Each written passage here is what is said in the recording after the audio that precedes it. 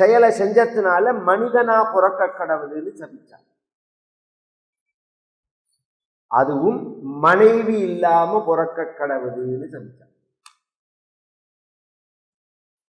மனைவி பேச்ச கேட்டுதானே நீ செஞ்ச, அதனால வாழ்நாள் முழுக்க உனக்கு மனைவி கிடையாது அப்படி.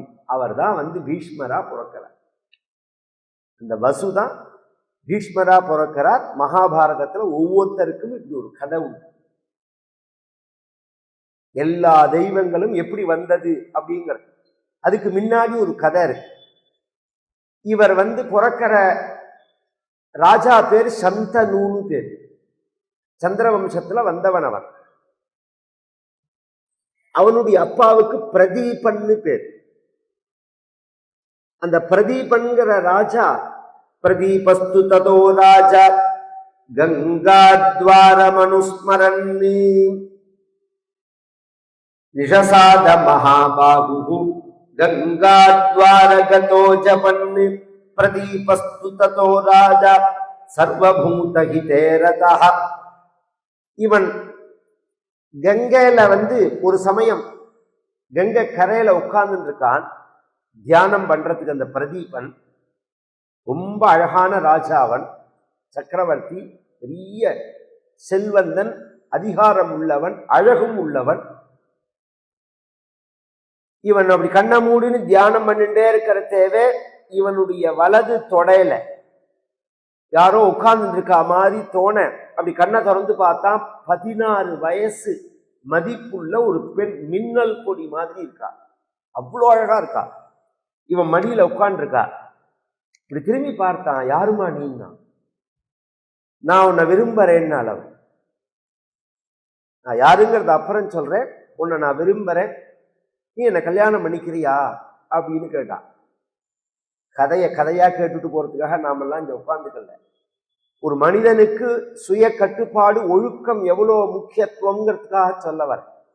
இவன் ராஜா, இவன் தவறுதல் பண்ணினா இவனை கேட்கறதுக்கு மேல ஆள் கிடையாது, தெய்வம் தான் கேட்டாகணும். அந்த திமிர்ல தானே எல்லாருமே ஆடுறான். இவன் தப்பு பண்ணா இவனுக்கு மேல கேட்கறதுக்கு ஆள் கிடையாதுங்கிறதுனாலதான் கேட்கறதுக்கு ஆள் உண்டுன்னா பயப்படுறார்களே. ராஜா இவன் அந்த பொண்ணை தூக்கி தேர்ல போட்டு வீட்டுக்கு அவளோட குடும்பம் நடத்தினான்னா யாரும் கேட்க முடியாது. அந்த காலம் அது. அதனால பல கல்யாணம் பண்ணிப்பார்கள் அந்த காலத்து அரசர்கள்லாம். இவளே விருப்பப்படுறாள். இவன் விருப்பப்படாமையும் தொடரல. ஆனா அவன் சொல்றான், நான் உன்னை கல்யாணம் பண்ணிக்க முடியாதுன்னா. ஏன் அப்படின்னா, என் மகளுக்கு நீ சமானம். அவ கேட்டா எப்படின்னு கேட்டா, நீ எங்க உட்கார்ந்துட்ட? என் வலது தொடையில உட்கார்ந்துட்ட. ஒரு மனிதனுடைய இடது பக்கம் வலது பக்கம் இருக்கு பாருங்க. இந்த இடது பக்கம் மனைவிக்கு, வலது பக்கம் மகளுக்கு. சாஸ்திரம் இது. அதனாலதான் ராம பட்டாபிஷேக படத்துல பார்த்தா இடது பக்கத்து தொடையில சீதையை வச்சுட்டு இருப்பார் ராமர். இடது பக்கம். வலது பக்கம் இருந்தா அது மகள். கன்னிகாதானங்கள்லாம் பண்ணி கொடுக்கும் போது வலது பக்கம் தான் வச்சுக்கணும், இடது பக்கம் வச்சு கூடாது. தெரியாதவர் நடுப்புல வச்சுப்பா. அந்த காலத்துல கன்னிகாதானம்ங்கிறது. இன்னைக்கு 35 வயசுல மாமி தானம் பண்றான், அவன் எங்கேயுமே வச்சுக்க முடியாது. ஏதோ ஒரு பாவனைக்கு பிடிச்சிக்கலாமே தவிர, ஏன்னா இவருக்கே 70 வயசு, அந்த பொண்ணுக்கு 35 வயசுன்னா எப்படி வச்சுக்கிறது? ஒரு காலத்துல சின்ன வயசுல கல்யாணம் பண்றது அந்த புடவை வெயிட்டு கூட இருக்காது. அந்த பொண்ணு வலது தொடையில தான் வச்சுக்கணும். அதனால நீ வலது தொடையில உட்கார்ந்துன்றதுனால என் மகள் மருமகள் ரெண்டும் ஒண்ணுதான்.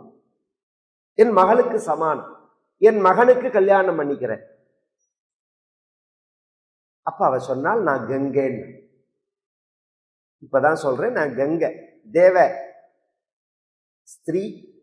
7 புண்ணிய நதிகள் இந்த பாரத தேசத்துல உள்ளது. எத்தனை நதிகள் இருந்தாலும் 7 நதிகள் புண்ணிய நதிகள்னு பேர். இன்னைக்கும் பூஜை எங்க பண்ணினாலும் இந்த மந்திரம் சொல்லுவோம் எல்லாருமே. கங்கேச்ச யமுனே செய்வ கோதாவரி சரஸ்வதி நர்மதே சிந்து காவேரி. 7 நதி. கங்கை, யமுனை, கோதாவரி, சரஸ்வதி, நர்மத, சிந்து, காவேரி. இந்த 7 மகாநதிகள். இதுல ஸ்நானம் பண்ணினா அதுவும் இந்த ஐப்பசி மாசம் முடிஞ்சு போயிடுது. இதுக்கு முன்னாடி போனது பாருங்க துலா மாசம்னு பேர். எல்லா நதிகளும் காவேரிக்கு வந்துடுவா. அதனால துலா மாசத்துல ஸ்நானம் பண்றது அப்படிங்கிறது அவ்வளோ விசேஷம். துலா மாசத்துல ஸ்நானம் பண்ணினா அத்தனை விசேஷம். கங்கேச்ச யமுனே செய்வ கோதாவரி சரஸ்வதி. இதுல சிந்து அப்படிங்கிற நதி பாகிஸ்தான்ல ஓடுறது, சரஸ்வதிங்கிற நதி வற்றி போயிடுது, அந்தர்வாகினியா போயிடுது. இன்னைக்கும் ஆராய்ச்சியாளர்கள் ஒத்துக்கிறார்கள். இன்னைக்கு நாம ஹிமாச்சல பிரதேசத்துல போனா பத்ரிநாத்துக்கு மேல போனோம்னா மானான்னு ஒரு கிராமம் இருக்கு. அதுதான் இந்தியாவுல பார்டர். அந்த பார்டர்ல சரஸ்வதி நதி ஓடின இடம் இருக்கு. அப்பேற்பட்ட புண்ணிய நதி. அதுல கங்கை மிகவும் புனிதமானது. அந்த கங்கையே சொல்றாள், நான் தான் வந்தேன் அப்படின்னு, உன்னை பரீட்சை பண்ண வந்தேன். அதனால அவளுக்கு வயசுங்கிறது 16 வயசு மதிப்புன்னு தவிர தேவதைகளுக்கு வயசு கணக்கு கிடையாது. இவருக்கு பின்னாடி பிறக்கிறான் ஒரு பையன், சந்தனுன்னு பேரு. அவனுக்கு அந்த கங்கையை கல்யாணம் பண்ணி வைக்க போறா. இந்த சந்தனு யாருன்னா வருணன். இது ஒரு கதை. தேவலோகத்துல ஒரு மீட்டிங் பிரம்மா போடும்போது எல்லாரும் வந்திருக்கிறதே, எல்லா தேவதைகளையும் கூப்பிட்டு இருந்தார். அப்ப நதிகளும் வந்திருந்தது, வருணனும் வந்திருந்தார். பொதுவா ஒரு சின்சியரான கான்ட்ரவர்சியான மீட்டிங்னா அதுல கலந்துக்கிறதுக்கு உள்ள ஒரு ரெஸ்பான்சிபிலிட்டி இருக்க வேண்டாமா நமக்கு? சில பேரை பார்த்தோம்னா அந்த மீடியாலேயே கவனிச்சா தெரியும், அது பாட்டுக்கு பெரிய காரியம் நடந்துருக்கும், இவன் மாட்டுக்கு வம்பாடிச்சுட்டு இருப்பான், செல்ல பார்த்துட்டு இருப்பான், பாராளுமன்றத்துல சட்டசபையில உட்காந்து இவனை தான் தேர்ந்தெடுத்து நாம நாடு உட்பட போறதுன்னு நினைச்சு அனுப்பிச்சிருக்கோம். அங்க செல்ல நோண்டின்னு இருப்பான்.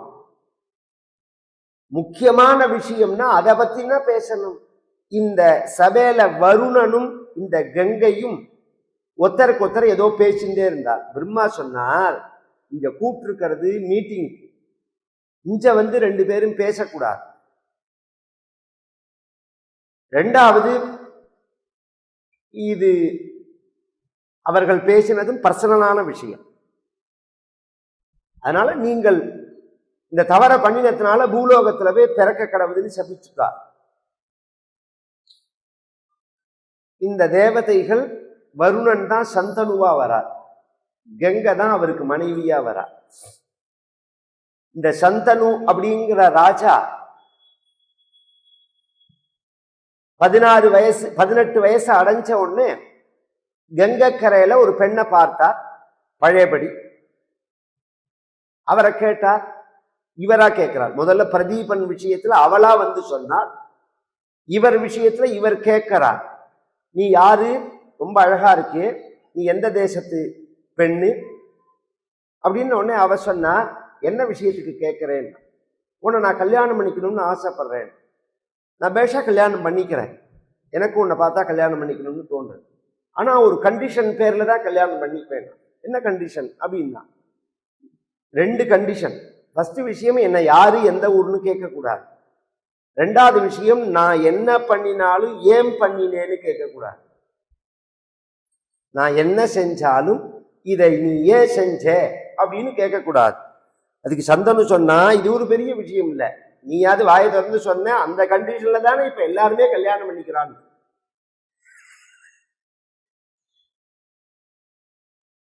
நீ ஏன்னு கேட்டேன்னா உன்னை விட்டு நான் போயிடுவேன், உன்னோட வாழ மாட்டேன் அப்படின்னா அவளை கல்யாணம் பண்ணிண்டா. இதுல இன்னொரு கதை இருக்கு. இந்த அஷ்டவசுக்கள் சொன்னேனோ, இதுல வசிஷ்டர் சாபம் கொடுக்கும் போது 8வது வசுக்கு மட்டும் சாபம் கொடுக்கல, மிச்ச 7 பேருக்கு சாபம் கொடுத்தார். நீங்கெல்லாமும் இந்த திருட்டுக்கு உடந்தேன்னா, நீங்கெல்லாமும் கூட இருந்தீர்களோனோ, நீங்கெல்லாமும் மனிதர்களாக பிறக்க கடவுள். ஆனா இவர் மாதிரி நெடுங்காலம் பூமியில இருக்க வேண்டாம், பிறந்த உடனே திரும்பி நீங்க சாப விமோசனம் அடைஞ்சு வந்துடலாம் அப்படின்னு. உடனே பிறந்த உடனே சாப விமோசனம் அடையணும்னா பிறந்த உடனே இறக்கணும். எப்படி இறக்க முடியும் அப்படின்னு யோசனை பண்ணி இந்த கங்கையை பேசுறா. வசுக்கள், நீ சாபத்தை அடைஞ்சு பூமிக்கு போறதே உங்களுக்கு பையனா பிறக்கிறோம், எங்களுக்கு சாப விமோசனம் நீ தரையான்னு கேட்கறது. அவ தரேன்னா. சந்தனுக்கு இது தெரியாது. கல்யாணம் பண்ணிண்டா. கொஞ்ச நாள் ஆச்சு. ஒரு குழந்தை பிறந்தது, ஆண் குழந்தை பிறந்தது. பொதுவா அரசபையில குழந்தை பிறந்தா நாடே கொண்டாடும். அது மாதிரி கொண்டாடினார்கள். குழந்தை பிறந்து ஒரு 5 நாள் 6 நாள் கூட ஆயிருக்காது. ஒரு நாளைக்கு தலைவெறி கோலமா பிரசவ அறையிலேருந்து இந்த பெண்ணு கிளம்புறாள். கையில குழந்தைய எடுத்துட்டு ராஜாட்ட போய் சொன்னார்கள், ராணி எங்கேயோ போறாள்னு. எங்க போறாள்னா வாசல்ல போய் தேரை பூட்டி அவளே தேர்ல போறாள். தேரை ஓட்டிண்டு கையில குழந்தைய வச்சிருந்து. சந்தனு ராஜா பின்னாடி பின்தொடர்ந்து போனான். மேல எந்த கங்கை கரையில போய் பார்த்தார்களோ அந்த கங்கை கரையில போய் நின்னாள் அவள். பின்னாடியே வந்தான் ராஜா. இவ என்ன பண்ண போறாள்னு பார்த்துட்டே இருக்கிறதே கையில உள்ள குழந்தைய தூக்கி கங்கையில போட்டுட்டான். ஹான்னா ராஜா திக்கிட்டு போயிட்டான். ஆனா இவனையே பார்க்காம அவ திரும்பி வந்துட்டா அரண்மனை. கொஞ்ச நாளைக்கு ராஜா பேசவே இல்லை. ஏன்னு கேட்க முடியாது. கேட்டா அவ போயிடுவேன்னு இருக்கா. நான் உன்னோட வாழ மாட்டேன் அப்படின்லாம் சொல்லியிருக்கா. மனசு சமாதானமாச்சு. கொஞ்ச நாள் கழிச்சு திருப்பி ஒரு குழந்தை பிறந்தது. அந்த குழந்தையும் அதே மாதிரியே பண்ணினா. 3வது குழந்தையும் அப்படியே பண்ணினாள். 7 குழந்தையும் அப்படியே பண்ணினாள். 8வது குழந்தை பிறந்து அந்த 8வது குழந்தையும் அவள் எடுத்துன்னு போய் கங்கையில போடலாம்ங்கிற சமயத்துல ராஜாவுக்கு தாங்கல்ல. அப்பதான் சொன்னா, நீ யாருன்னு கேட்டான். நீ ஒரு பெண்ணா? தாயுள்ளம் உள்ள ஒரு பெண்ணு இந்த காரியம் பண்ண மாட்டாள். திரும்ப திரும்ப பெத்த குழந்தைகளை உன் கையாலேயே கொல்றையே.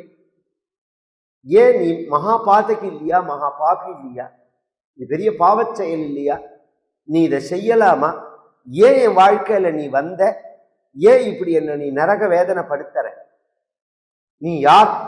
ஏன் இப்படி செய்யற அப்படின்ன உடனே அவ என்ன பண்ணினாள் இப்படின்னா, இந்த குழந்தைய நான் கொல்ல மாட்டேன், ஆனா உன்னோட வாழ்வு இன்னையோட சரியா போச்சு. இந்த குழந்தைய கொல்ல மாட்டேன், உன்னோட வாழறது இன்னையோட முடிஞ்சு போயிட்டு. ஆனா இந்த குழந்தைய இப்போ உங்ககிட்ட தரமாட்டேன், ஒரு குறிப்பிட்ட காலம் கழிச்சு தருவேன் அப்படின்னு சொல்லிட்டு அவள் மறைஞ்சு போயிட்டாள் குழந்தையோட.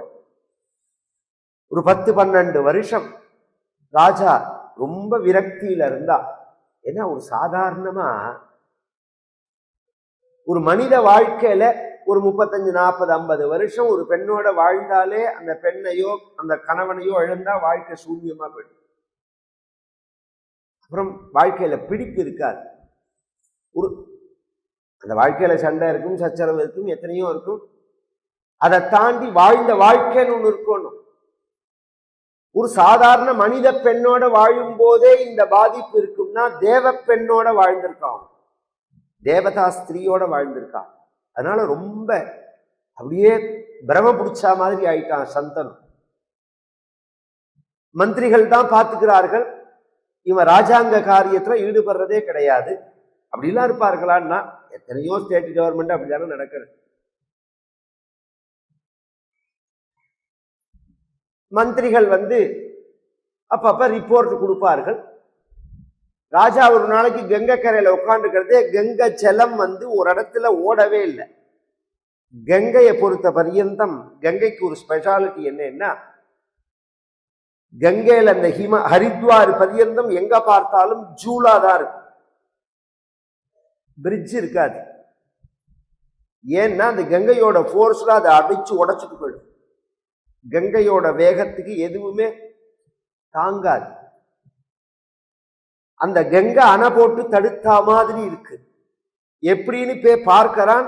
ஒரு 12 வயசு பையன் கையில வில்லையும் அம்பையும் வச்சிருந்து அந்த அம்புனால அணை போட்டு வச்சிருக்கான். பிரமிச்சு போயிட்டான் ராஜா, இது எப்படி சாத்தியம் அப்படின்னு. ரொம்ப அழகா இருக்கான் அந்த பையன். நீ யார், உன் பெயர் என்ன அப்படின்ன உடனே அவங்க துள்ளி குதிச்சுன்னு இவனை பார்த்து சிரிச்சுட்டு ஓடி போயிட்டான். ஒரு 5 நிமிஷத்துல ஒரு பெண்ணோட வந்தான். அந்த பெண்ணு பார்த்தா அன்னைக்கு வாழ்ந்த பெண். அவ கிட்டக்க சந்தனு மகாராஜாட்ட இந்த பையனை கையில ஒப்படைச்சு, இவன் உன் பையன், இவனை நான் வளர்த்திருக்கேன், ஏன்னா நீ வளர்த்தா சரியா இருக்காதுங்கிறதுக்காக நான் வளர்த்திருக்கேன்.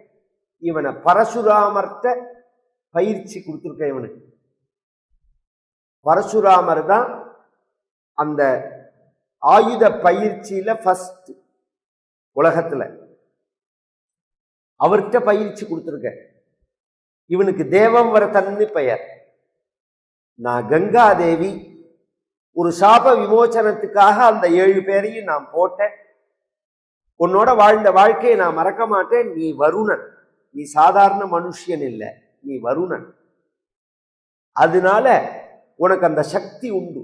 சந்தனு அப்படின்னா சந்தனு, பழசான பொருளை உன்னை தொட்டார்னா புதுசாயிடும்.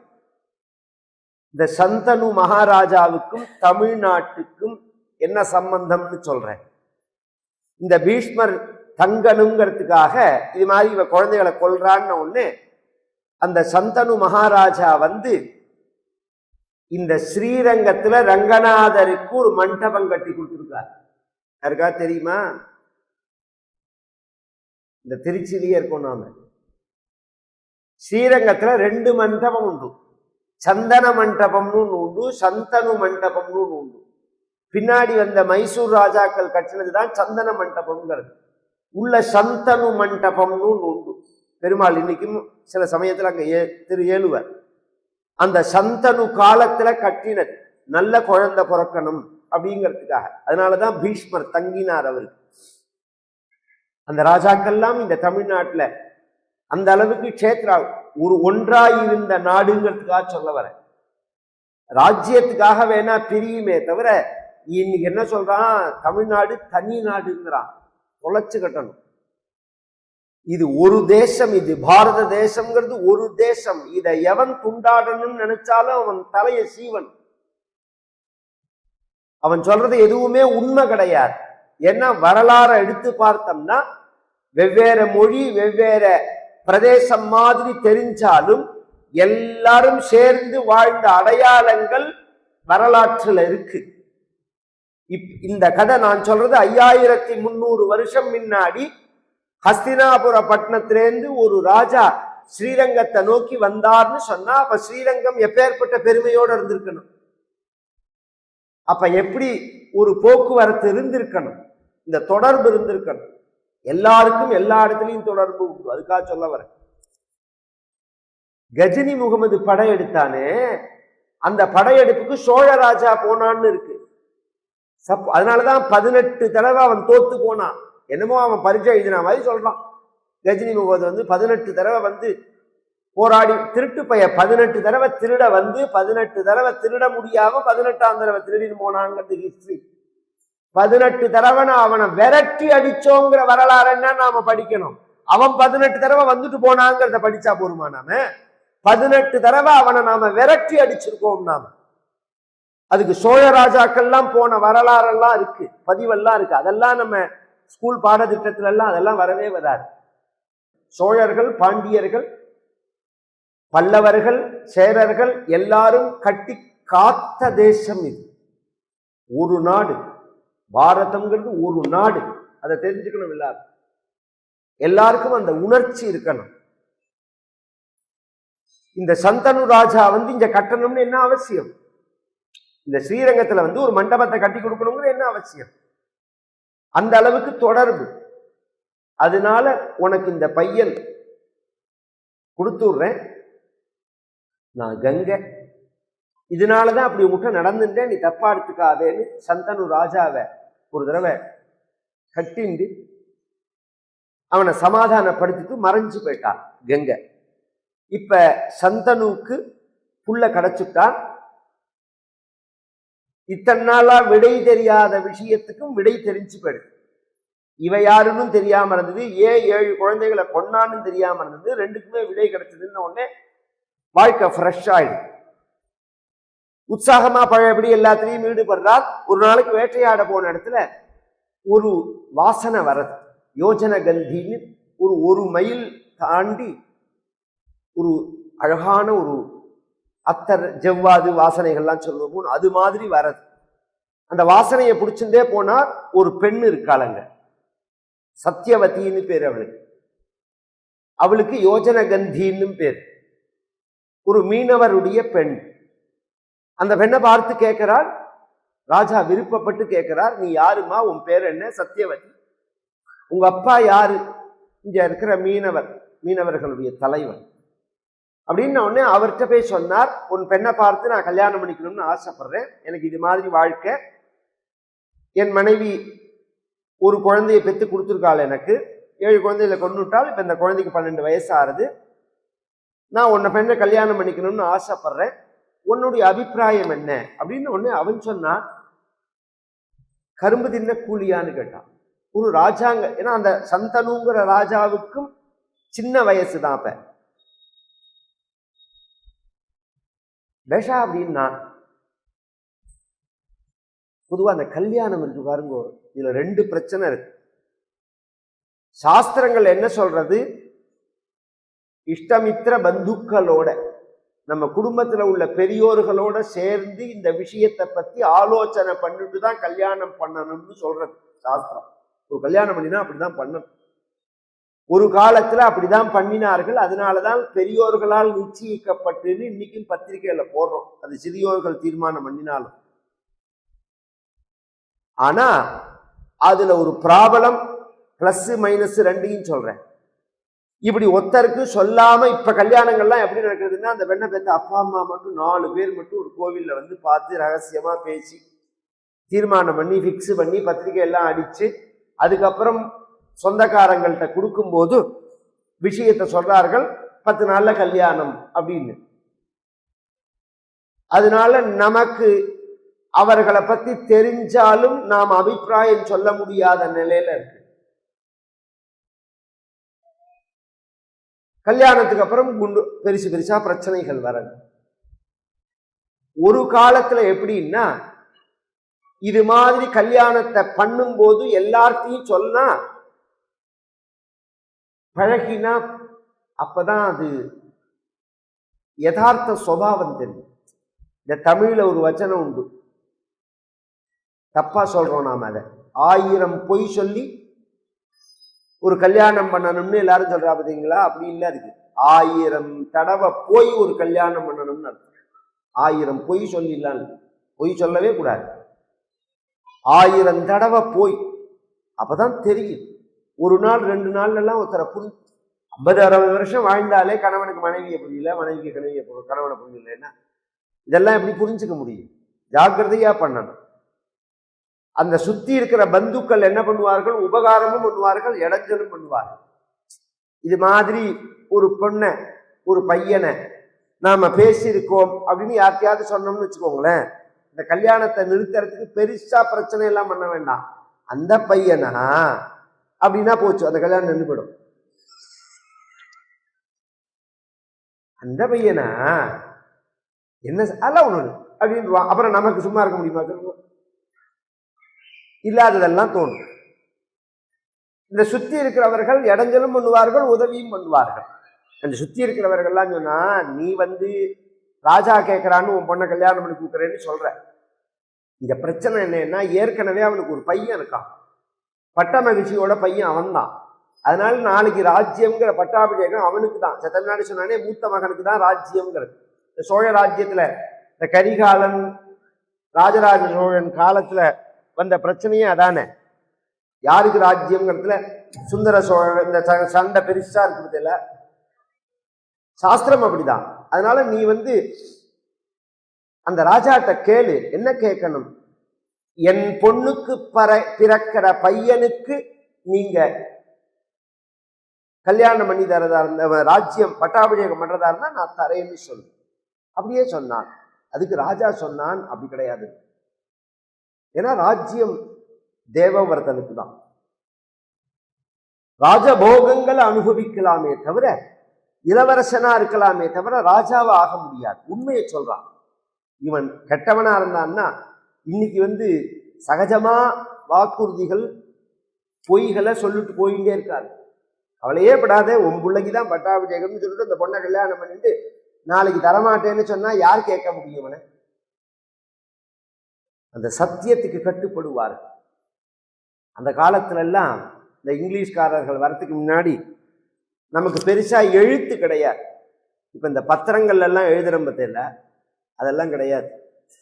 இந்த கடன் வாங்கறதுக்கு பத்திரத்துல எழுதி கொடுப்பாருங்களோன்னு எங்க தாத்தா சொல்லுவார், நல்லவனுக்கும் எழுத வேண்டாம் கெட்டவனுக்கும் எழுத வேண்டாம்.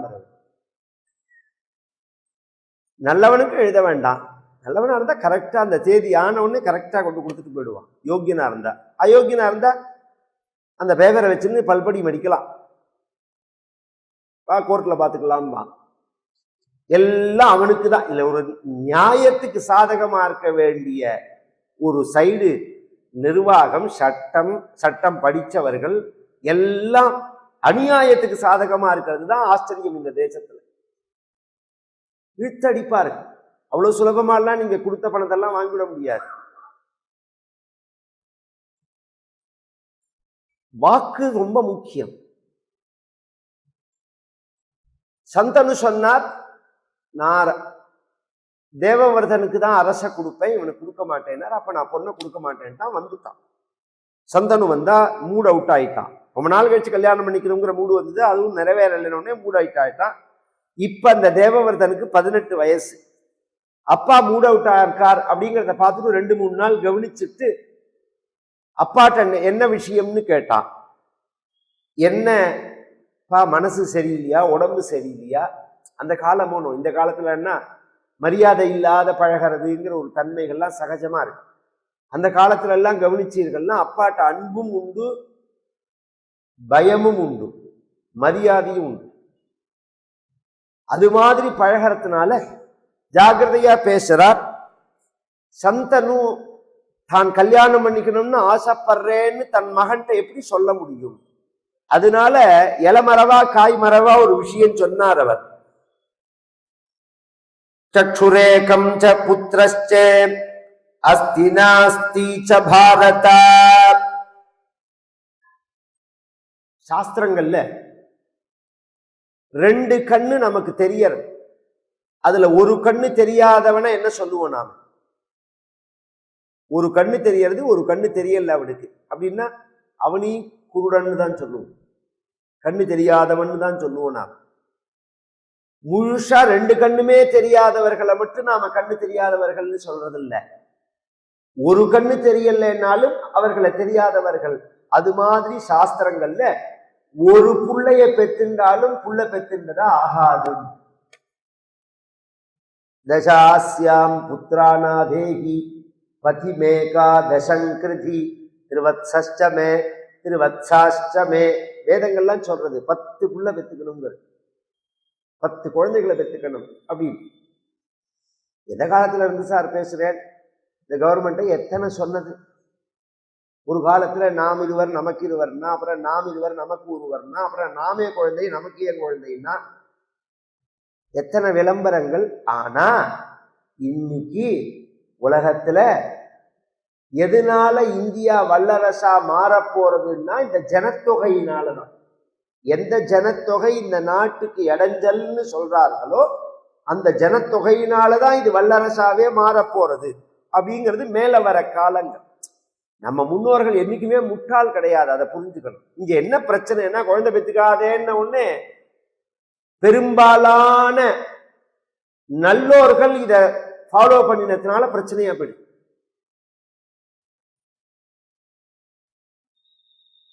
நல்லோர்கள் போரும் குழந்தை வேண்டாம், போரும் ஒரு குழந்தை போரும் குழந்தை வேண்டாம் இப்படி எல்லாம் சொன்னதுனால இப்போ ஒரு நல்ல ராஜ்யத்தை நாம தீர்மானம் பண்ண முடியல, ஒரு நல்ல கவர்மெண்ட்டை நாம் தீர்மானம் பண்ண முடியல.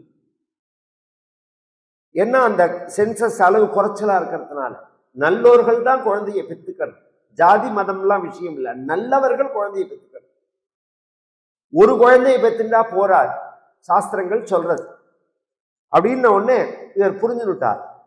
நேரா அந்த தேரோட்டிட்ட வந்தார். ஏன்னா பெரிய இடத்துல எல்லாம் ரகசியமா நடக்கிற காரியம் கார் டிரைவர்கிட்ட கேட்டா தெரியும், கரெக்டா சொல்லுவான். ஐயா எங்க போறார் வரார், என்ன நடக்கிறது அப்படின்னு கேட்டா எல்லா ரிப்போர்ட்டும் அவன்கிட்ட வாங்கலாம். அது மாதிரி நேர டிரைவர்கிட்ட வந்தார். என்னப்பா விஷயம்னா அவன் நடந்ததை முற்ற சொன்னான். தேரோட்டி இந்த பொண்ணை விரும்பினார். அவர் உறவினர்கள்லாம் சொன்னதை கேட்டுன்னு அந்த வேடுவராஜன் தரமாட்டேன்னு சொல்லிட்டான். ஓ அப்படியா, இது வா அப்படின்னார். உனக்கு அந்த இடம் தெரியுமான்னார். தெரியும்னார். கிளம்பலாம் வான்னார். நேர அந்த வேடுவராஜன்ட்ட வந்தார். உடனே அவன் வரவேற்றார். இது மாதிரி எங்க அப்பா கேட்டு நீ சொன்னையான்னார். ஆமான்னார். நான் ராஜ்யத்தை விட்டு தரேன்னார். என் அரச உரிமையை நான் விட்டு தரேன். உன் பெண்ணை கொடு, அந்த பெண்ணுக்கு நான் ராஜ்யத்தை கொடுத்துட்றேன் அப்படின்னா வாக்குதானே. உடனே சரின்னா போய் அப்பாவை அனுப்புங்கன்னா நான் அப்பாவை அனுப்புறேன்ட்டார். ஏன்னா நாம எடுத்து ஐஸ்வர்ய கூடாதுங்கிறதுக்காக அந்த முறைப்படி நான் அப்பாவை வந்து அனுப்புறேன், நீ அப்பாவுக்கு கல்யாணம் பண்ணி கொடுத்துருன்னா. அதே மாதிரியே இவர் வந்து அப்பாட்ட சொன்னார். அவன் தரேன்னு சொல்லிட்டார் வேடுவராஜன்னார். என்ன நடந்ததுன்னு சொல்லல. இவர் கிளம்பி அலங்காரங்கள்லாம் பண்ணி திப்பாவை பாடலாம் போட்டு அத்தர் ஜெவ்வா அதெல்லாம் போட்டு இவர் கிளம்பி வரார். அதற்குள்ள கெடுத்துட்டான். அதான் சொன்னேன்னு ஒரு செகண்ட்ல மாத்தி விட்டுருவார்கள்.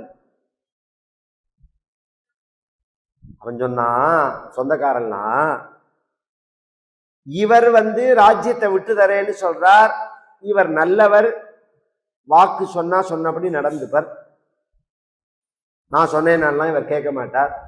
எப்போ சொன்னேன்னு கேட்க மாட்டார். தேடிட்டு சொன்னேன்னான்னு கேட்க மாட்டார். இவர் சொன்னபடி கரெக்டா நடந்துப்பார்.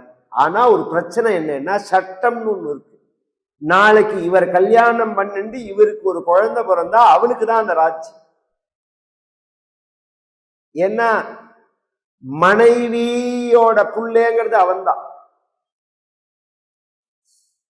சாஸ்திரப்படி முதல் கல்யாணம் தான் அங்கீகாரம், தர்ம பத்னின்னு பேர். அப்புறம் பண்ணிக்கிறதுக்கெல்லாம் காம பத்னின்னு பேர். நம்ம சாஸ்திரங்கள் சொல்றது. முதல் மனைவிக்கு குழந்தை இல்லைன்னா அந்த விஷயம் வேற.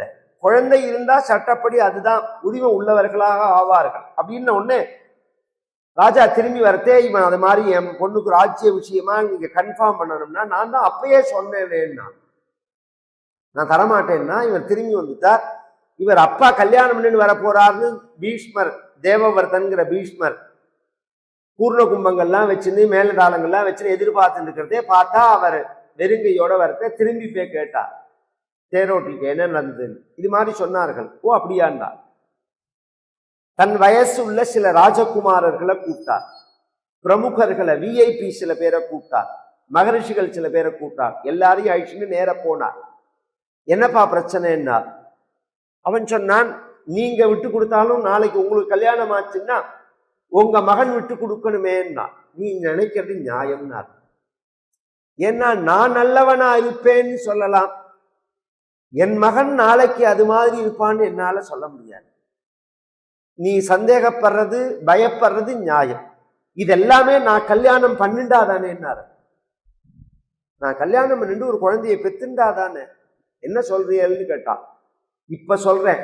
அத்ய பிரபிருதி மேதாச பிரம்மச்சரியம் பவிஷ்யதி அபுத்ரஸ்யாபி மே லோகாஹ பவிஷ்யந்த்யக்ஷயா திவி நஹி ஜன்ம பிரபிருத்யுக்தம் மயா கிஞ்சிதிஹா நிருத்தம் யாவத் பிராணாத் த்ரியந்தே வை மம தேஹம் சமாஸ்ரிதாஹ தாவன்ன ஜனயிஷ்யாமி பித்ரே கன்யாம் பிரயச்சமே பரித்யஜாம்யஹம் ராஜ்யம் மைதுனம் சாபி சர்வசஹ ஊர்த்வரேதா பவிஷ்யாமி தாசசத்யம் பிரவீமிதே. அத்ய பிரபிருதி, இன்றையிலேந்து நான் பிரம்மச்சாரின்னா. இங்க ஒரு குழப்பம் வரும். 18 வயசுல இவர் இந்த சத்தியம் பண்றார். இன்றையிலேருந்துன்னா அப்ப இதுக்கு முன்னாடி அவர் பிரம்மச்சாரியா இருந்தாரா இல்லையா அப்படின்னு ஒரு கேள்வி. அப்படி இல்லை. இந்த பிரம்மச்சாரிக்கு 2 நிலை இருக்கு. பொதுவா பிரம்மச்சாரின்னா கல்யாணம் ஆகாதவர்கள்னு அர்த்தம் இல்லை. பிரம்மனே வேதே சரதிக்கு பிரம்மச்சாரின்னு அர்த்தம். வேதம் படிக்கிற காலத்துல உள்ளவர்களுக்கு தான் பிரம்மச்சாரின்னு பேர். சில பேர் படிப்பெல்லாம் முடிச்சுட்டு 40 வயசுல கல்யாணம் பண்ணிக்காம இருந்தான்னா அவன் பிரம்மச்சாரின்னு சொல்ல முடியுமா? அந்த வார்த்தை பொருந்தாதங்க. நான் கல்யாணம் பண்ணிக்கிறவனா மனசுல ஆசை உள்ளவனா தான் இருந்தேன். இப்ப நீ சொன்னதுனால இன்னிலேருந்து நான் கல்யாணம் பண்ணிக்கிற எண்ணத்தை விட்டுட்டேன். அத்ய பிரபிருதி மேதாச பிரம்மச்சரியம் பவிஷ்யதி. சாஸ்திரங்கள்ல குழந்தை இல்லைன்னா நல்ல லோகம் கிடையாதுன்னு இருக்கு. அபுத்திரஸ்யாபி மே லோகாஹ பவிஷ்யந்த்யக்ஷயாதி புத்ரா புண்ணாத்து நரகாத்து திராயதே இதி புத்திரஹா. நரகங்கள்லேருந்து நம்மளை மீட்டு எடுப்பவனால்தான் புத்திரன்னு பெயர் அவனுக்கு. குழந்தை இருந்தாதான் அவன் பண்ற எள்ளு ஜலம் பிண்ட பிரதானங்கள் இவைகளால தான் நாம நல்ல கதியை அடைய முடியும்னு நம்ம சாஸ்திரங்கள் சொல்றது தெரியும் எனக்கு. அந்த மாதிரி ஒரு நல்ல கதி எனக்கு கிடைக்கலன்னாலும் பரவாயில்லை, நான் குழந்தை பெற்றுக்க மாட்டேன். ஊர்த்வரேதா பவிஷ்யாமி. ஊர்த்வரேதான்னா அந்த வீரியம் சுக்குலம் ரேதஸ் இருக்கு, ஆணுடைய ரேதஸ், அதை நாம் கட்டுப்பாடோட வச்சிருந்தா 12 வருஷம் கழிச்சு அது என்ன ஆகும்னா கீழே நோக்கி வர்றது மேல நோக்கி போக ஆரம்பிக்கும். பின்னாடி நமக்கு சுஷும்னான்னு ஒரு நாடி இருக்கு இந்த ஸ்பைனல் கார்டுல. இதுக்கு 2 பக்கத்துல இட பிங்களேன்னு 2 தாதுக்கள் இருக்கு, நரம்புகள். அதுக்கு நடுப்புல சுஷும்னான்னு ஒரு நாடி இருக்கு. அந்த சுஷும்னா நாடி வழியா இந்த ரேதஸ் கெட்டிச்சு மேல ஏற ஆரம்பிக்கும். மேல ஏற ஆரம்பிக்கிறதே தான் சக்கரங்கள் ஓப்பன் ஆகும். மூலாதாரம், சுவாதிஷ்டானம், மணிபூரகம், அநாகதம், விசுத்தி, ஆஜ்ஞ, சகசிராரம்ங்கிற சக்கரங்கள் ஓப்பன் ஆகும். அதெல்லாம் யோக மார்க்கம். பெரிய விஷயம், பெரிய விஷயம். நைஷ்டிக பிரம்மச்சரியம்னு பேர் அது. அப்படி நான் இருக்க போறேன் அப்படின்னு சொன்ன அடுத்த க்ஷணம் தேவதைகள்லாம் ஆகாசத்திலேருந்து புஷ்பத்தை கொட்டினார்கள். இவர் மேல கொட்டி பீஷ்மா பீஷ்மா பீஷ்மா அப்படின்னார்கள். இவருக்கு தேவவர்தன்னு தானே பேரு. ஏன் பீஷ்மர் பீஷ்மன் அப்படின்னா என்ன பொருள், என்ன அர்த்தம், மீனிங் அப்படின்னா பயங்கர பிரதிஜா கர்த்தா. ஒத்தரால நினைச்சு பார்க்க முடியாததான சபதத்தை செய்பவனுக்கு பீஷ்மன்னு பேர். அவன் நினைச்சு பார்க்க முடியாது. ஒருத்தன் நினைச்சு முடியுமா? காமத்தை வெல்றது அவ்வளோ சுலபமா? 2 ஜெயிக்கிறது ரொம்ப கஷ்டம். வாயி காமம், ஜிஹ்வா காமம், பசி காமம். ஏன்னா இது மனித பிறவியில மட்டும் இல்லை, நாம் எந்தெந்த பிறவி எடுத்தமோ எல்லா பிறவியிலையும் உள்ள உணர்ச்சி. ஜிஹ்வோபஸ்த திருதிர் ஜயா. பாகவதன் சொல்றது அதை ஜெயிக்கணும். மனிதனாக பிறந்தவன் அதை ஜெயிக்கணும், அதை அடக்கணும். அதுதான் ஜிதேந்திரியத்துக்கு அடையாளம், மன உறுதிக்கு அடையாளம்னு சொல்றது. அதனால ஏகப்பட்ட சித்திகள் ஏற்படும். இந்த சித்திகள்னு சொல்ற பத்தியில அந்த சித்தெல்லாம் அதுலதான் வரும். சித்தர்கள்லாம் அப்படி உள்ளவர்கள் தான். சித்தர்கள் யாராவது கல்யாணம் பண்ணிட்டு பொண்டாட்டியோட இருந்தா நீங்க உண்டா? அப்படிலாம் கிடையாது. அது மாதிரி ஊர்த்வரேதஸ்வியா இருக்கணும். நான் அப்படி இருக்க போறேன் அப்படின்னு உடனே தேவதைகள்லாம் புஷ்பமாதி பொழிந்தார்கள். நீங்க போங்கோ, அப்பாவை அனுப்புறேன்னா, இவரு 2 தடவை எங்க அப்பா வந்துட்டு போயிட்டார். அதனால நீ இப்பயே உன் மகளை அனுப்பிச்சுடு, நான் அழிச்சுன்னு போய் எங்க அப்பாவுக்கு கல்யாணம் பண்ணி வைக்கிறேன் அப்படின்னு சொல்லிட்டு ஒரு ஆச்சரியம். இவருக்கு 18 வயசு, அந்த பொண்ணுக்கு 16 வயசு, சத்தியவர்த்திங்கிறதுக்கு. அந்த பெண்ணை ஒரு பிரதட்சிணம் பண்ணி நமஸ்காரம் பண்ணிட்டு அதிரோக ரதம் மாதா கச்சாமி ஸ்வக்ராம் பிரதி அம்மான்னு கூப்பிட்டா. என்ன அந்த தாய் அப்படிங்கிற ஸ்தானம் இருக்கு பாருங்க, அவ்வளோ உயர்மை. சாதாரணமா கிடைச்சிடுமா? சாதாரணமா கிடைச்சிடுமா? அப்பான்னு ஒருத்தரை சொல்றது, அம்மான்னு ஒருத்தரை சொல்றது, சகோதரி. அதுதானே இந்த தேசத்தோட பெருமையே. நம்ம மனைவியை தவிர யாரை பார்த்தாலும் அம்மா, சகோதரி, குழந்தை, இந்த மனோபாவத்துல பார்க்கணும், பழகணும். அப்பதான் சுதந்திரமா ஃப்ரீயா அந்த பெண்களாலையும் பழக முடியும். கண்ணுல காமம் உள்ளவனோட பழகிறது கஷ்டம். என் ஃப்ரெண்டு, உயிர் ஃப்ரெண்டு, சின்ன வயசுல இருந்து நான் படித்தவன், ரொம்ப நல்லவன்னு சொல்லி அழிச்சுன்னு வருவான். அவன் போன உடனே மனைவி சொல்லுவா, அவன் நல்லா இனிமே வீட்டுக்கு அழிச்சுன்னு வரக்கூடாது, அவன் அயோக்கிய பையன். ஏன்னா அவன் கண்ணு அலையிறது. இவன் சொல்லுவான் ரொம்ப பொம்மநாட்டுக்கு தானே தெரியும், பெண்களுக்கு தானே தெரியும் அவன் நல்லவனா. அசட்டு பெண்ணா இருந்தாலும் தெரியும் அவன் நல்லவனா கெட்டவனாங்கிறது கண்ணை பார்த்தாலே சொல்லலாம். ஆனா இது மாதிரி இருக்கிறது உயர். இதுல என்ன பெருசா லாஜிக்ல தத்துவ ரீதியா என்ன ஒரு பெண்ணுக்கும் என்ன பெருசா வித்தியாசத்தை சொல்லிட முடியும் வாழ்க்கையில்? இதெல்லாம் சொற்ப காலம் காமம்ங்கிறதெல்லாம். எத்தனையோ சாதிக்க வேண்டியதெல்லாம் உலகத்துல எத்தனையோ விஷயங்கள் இருக்கு. அதுல மனசை செலுத்தாம ஒரு மிருகம் மாதிரி வாழ்ந்தா அந்த வாழ்க்கைக்கு மனித வாழ்க்கைன்னு பேராய்? அப்படி கிடையாது. அதனால நான் பிரம்மச்சாரியா இருக்கேன்னு சொல்லிட்டு அம்மா தேர்ல ஏறுங்கள் அப்படின்னு சொல்ல, உடனே அந்த பெண்ணு தேர்ல ஏறினால் நேர கொண்டு வந்து சந்தனுட்ட கொடுத்தார். என்ன பண்ணினேன்னு சொல்லல. அந்த சந்தனு என்ன சந்தோஷப்பட்டு பாருன்னு கதையில சொல்லணுமா? கல்யாணம் பண்ணினா ரொம்ப சௌக்கியமா வாழறார். 2 குழந்தைகள் பிறக்கிறது இந்த சந்தனுக்கு. சித்ராங்கதன், விசித்திர வீரியன் அப்படின்னு 2 ஆண் குழந்தைகள் பிறக்கிறது. கொஞ்ச நாள்ல இந்த பீஷ்மருக்கு பீஷ்மருங்கிற பேர்ல தேவவர்தனுக்கு கல்யாணம் பண்ணணும் அப்படிங்கிற ஒரு தீர்மானத்துல ராஜா ஏற்பாடு பண்றான். அந்த காலத்துல எல்லாம் எப்படின்னா சித்திரம் வரையறதுன்னு ஒண்ணு உண்டு. எத்தனை விஷயங்கள் நான் அந்த ஒரு 8 நாள் 7 நாள்ல 1.5 மணி நேரத்துல நான் எதை சொல்றது எதை விடுறதுன்னு புரியல. நாலெட்ஜான விஷயங்கள். இன்னைக்கு போட்டோ எடுக்கிறோம் பதில, அந்த காலத்துல அப்படி கிடையாது. அப்ப ஒருத்தரோட நகம், ஒருத்தரோட முடி, இதுல ஏதாவது ஒரு பகுதியை கொடுத்தா அதை வச்சுன்னு அந்த ஆளோட உருவத்தை வரைஞ்சுடலாம். அப்படி இருக்கு சாஸ்திரத்துல. நகத்தை வச்சிருந்து முடிய வச்சிருந்து வரைந்தார்கள் அப்படின்னு இருக்கு. அப்படின்னா என்ன? இப்பதானே புரியுறது அது டிஎன்ஏங்கிறது. இப்ப சயின்ஸ்ல சொல்றோமோ, இதுல மேட்சிங் மட்டும் பார்க்கிறோம் நாம. இன்னும் டீப்பா அதுல இருக்கு. உருவத்தையே காமிக்கும்ங்கிறது அதுல இருக்கு. இப்ப உருவம் ஓரளவு மேட்சா போறது. ஒரு ஒரு ஒரு ஒரு பையனை அழிச்சுன்னு ஒரு அப்பா ரோட்ல நடந்து வந்தார்னா, முன்னாடி பார்க்காத ஃப்ரெண்டா இருந்தாலும் சார் உங்க பையனான்னு கேட்கிறான். ஏன்னா அங்காதங்காத் சம்பவதி ஹிருதயாததி ஜாயசே ஆத்மாவை புத்திரநாமாசி. வேதம் சொல்றது உன்னோட அங்கத்திலேருந்து ஒவ்வொரு அங்கத்திலேருந்து இழுத்து வச்ச பிம்பம் தான் உன் புள்ளேங்கிறது. இன்னும் நெத்தியில என்னோட புள்ளேன்னு எழுதியா ஊட்டியிருக்கான், பார்த்தாலே தெரியறது. அப்படியே அதே சொட்ட முடி, அதே 1.5 கண்ணு, அதே விவகாரம் எல்லாம் பார்த்தா தெரியறது. இதுல ஒரு ஆச்சரியம் என்னன்னா, ஒரு சின்ன வயசுல தெரியறது இல்ல. அப்பாவுக்கு 40 வயசுல வழுக்க விழும்னா அவனுக்கும் ஆரம்பிச்சுடுறது வழுக்க. அப்பாவுக்கு கண்ணு வெள்ளை கண்ணுன்னா அவனுக்கு கண்ணு கண்ணாடி போட்டுக்கிற மாதிரி ஆயிடுறது. இப்ப அப்பாவுக்கு சுகர்னா சுகர் வந்துடுறது. இதெல்லாமே டிரான்ஸ்பர் ஆறது இத்தினூண்டு கண்ணுக்கு தெரியாத செல்லுல.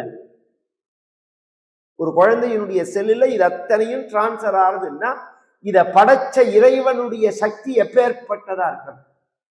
அதை என்ன யோசனை பண்ணணும் நாம? அதை என்ன பார்த்து பிரமிக்கணும்? அந்த உருவத்தை வரையக்கூடியதான அந்த நாலெட்ஜ் இருந்த காலமா பல நாட்டு இளவரசிகளுடைய உருவத்தை வரைய அவர் சொன்னார், இதுல எந்த பொண்ணை பண்ணிக்கலாம் அப்படின்னு நீங்க அம்மா சத்தியவதி கிட்ட கேளுங்கன்னு.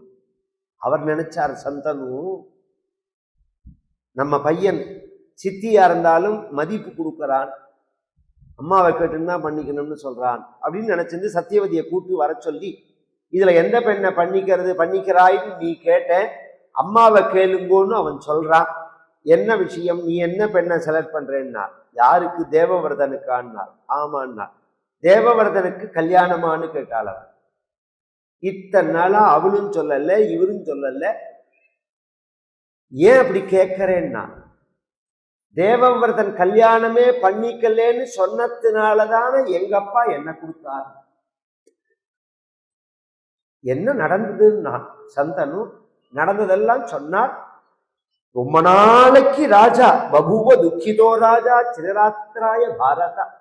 ரொம்ப நாளைக்கு ராத்திரி அழுது அழுது அழுது தூங்காமே இருந்தான். எனக்காக நீ விட்டியா வாழ்க்கைய?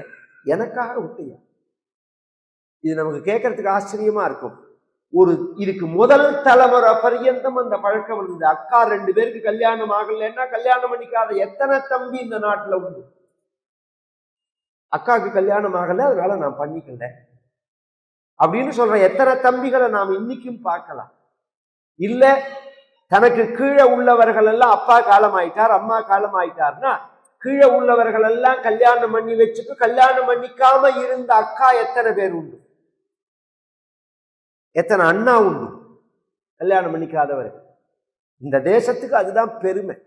என் வாழ்க்கையை நான் பார்த்துன்னு போறேங்கிறதுலாம் இப்ப உள்ள விஷயம். நம்ம கடமை, நம்ம பொறுப்பு, இன்னொருத்தருக்காக நம்மளுடைய பரோபகாரார்த்தம் இதம் சரீரம் அப்படின்னு சாஸ்திரம் சொல்றது. அந்த தொண்டு செய்வதற்காகவே இந்த உடம்பு அப்படிங்கிற எண்ணத்தோட வாழக்கூடிய வாழ்க்கை தான் தியாகமான தியாகேனைக்கே அமிர்தத்துவமான சூ.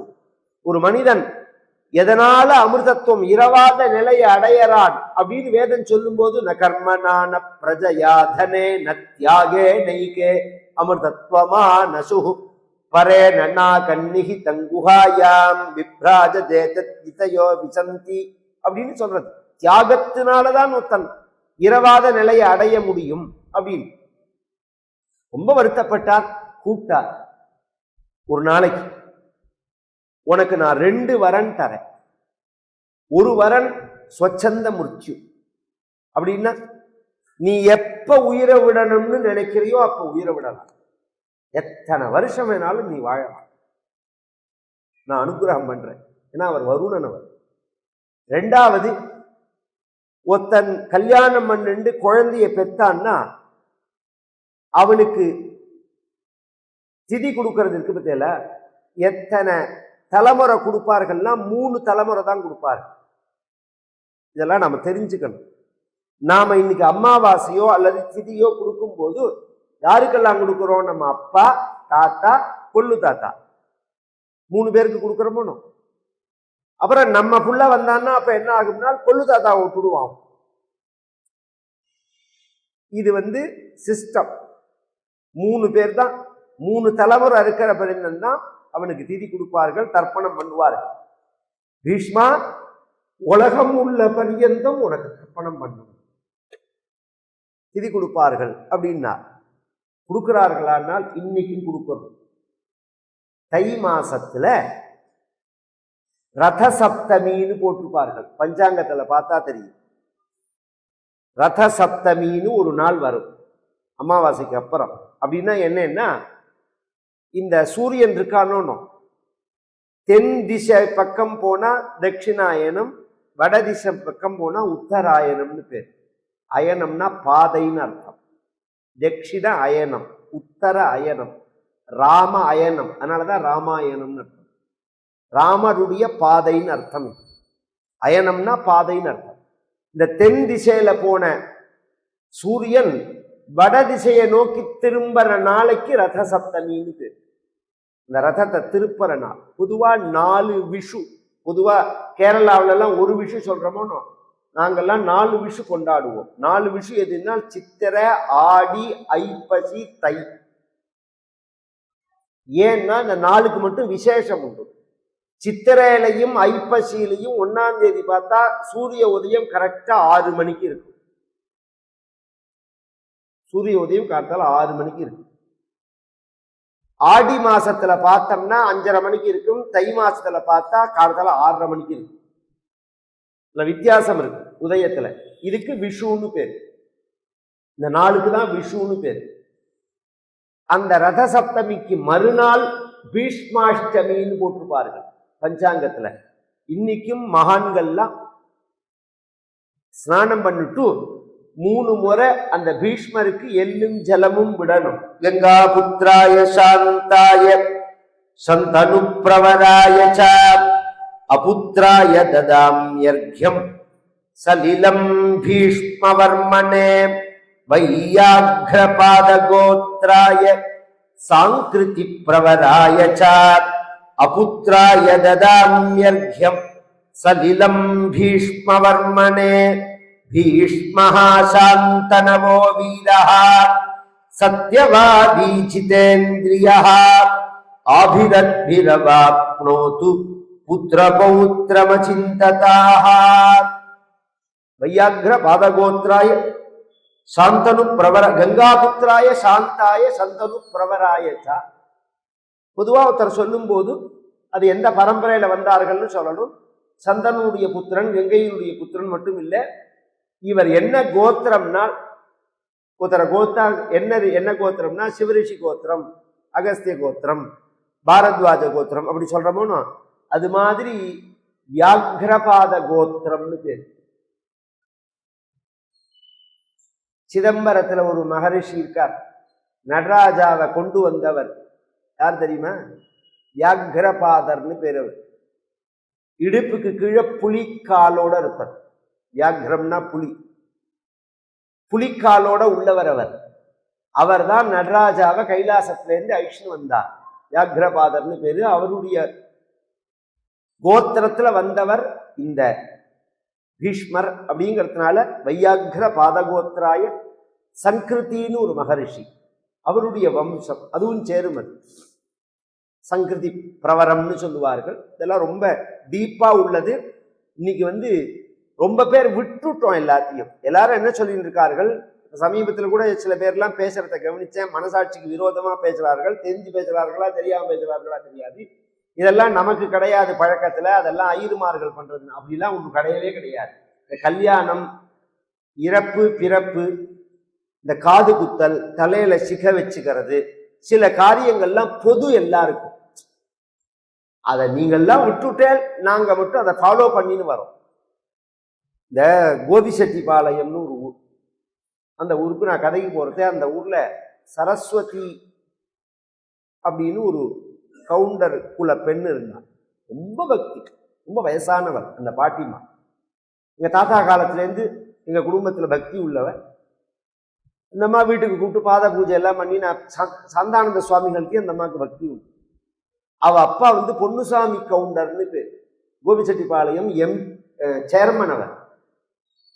அவன் அந்த அம்மாட்ட பேசுறதே கேட்டேன்னா, நான் இந்த பக்கங்கள்லாம் பார்க்கறதே சில இந்த வைதிக காரியங்கள்லாம் ஒழுங்கா பண்றது இல்லையே அவங்க, உங்களுக்கு அந்த பழக்கங்கள்லாம் கிடையாதான்னு. இல்லை சாமி, எங்களுக்கு எல்லாம் உண்டு. இந்த ஐயர்மார்கள்லாம் எப்படி பண்ணுவார்களோ அப்படிதான் நாங்களும் 10 நாள் 16 நாள் கல்ல ஊனி தர்ப்பணங்கள்லாம் பண்ணி எல்லாம் பண்ணுவோம். நாளடைவில் அதெல்லாம் விட்டுட்டார்கள் அப்படின்னா.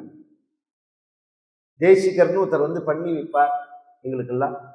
சிவாச்சாரியார்னு வருவார், தேசிகர்னு வருவார். எல்லாமே உண்டு, எல்லா சம்பிரதாயமும் உண்டு. அதை இன்னொரு இடத்துலையும் பார்த்தேன்னா, நான் ஹிஸ்டரிக்காக சொல்றேன். சாரதா ஸ்கூல்னு கோபிச்செட்டிப்பாளையத்தில் ஒன்று இருக்கு. ஹையர் செகண்டரி ஸ்கூல் இருக்கு. அதை நிறுவினவரோட அப்பா ஒரு கவுண்டர். அவர் வீட்டுக்கு போனேன். என்னை மாதிரி அவர் கடுக்கன் போட்டுன்னு குடுமி வச்சிருந்து பளிச்சுன்னு இருந்தார். நானே பார்த்துருக்கேன் அந்த காலத்துல எத்தனையோ பேர். இதுதான் நம்மளுடைய ஹிந்து தர்மம். இது சில தர்மங்கள் எல்லாருக்கும் பொதுவான. இந்த காதுல அதனால தானே இன்னைக்கு எத்தனை வயசானாலும் காது குத்து திருவிழான்னு பத்திரிக்கை அடிக்கிறான். எல்லாரையும் கூப்பிடுறமே நாம. ஏன்னா அந்த சம்பிரதாயம் நமக்கு உண்டுன்னு தானே. வெறுமனை குத்திக்காம தோட்டையும் போட்டுக்கிட்டோமேங்கிறேன். நான் இப்பதான் தோடு போட்டுக்கிறதே ஃபேஷன் ஆயிடுத்தேன். தோட்டையும் போட்டுண்டா ஃபேஷனுக்கு ஃபேஷனும் ஆச்சு, நம்ம தர்மத்தை பின்பற்றினா மாதிரியும் ஆச்சு. குடுமியும் அப்படிதான். இப்படிலாம் நாங்கெல்லாம் வச்சிருக்க மாதிரி இப்படிலாம் குறுக்கி கொண்டு வந்துட்டான். இன்னும் கொஞ்சோன்னு பின்னாடி வளர்த்துட்டா போறோம். அது மாதிரிதான் லெவல்ல ஹேர் ஸ்டைலும் வந்திருக்கு. எல்லாமே பழையபடி திரும்பி ரிட்டர்ன் ஆகுது. அதுக்காக சொல்றேன். இந்த தர்ப்பணம்ங்கிறது அது மாதிரி. எல்லாருக்குமே ரிஷி உண்டு, கோத்திரங்கள் உண்டு. பீஷ்மருக்கு அது மாதிரி பண்ணட்டோம்னு அவர் அப்பா ஆசீர்வாதம் பண்ணினாருங்கிற வரையில் இன்றைய தினம்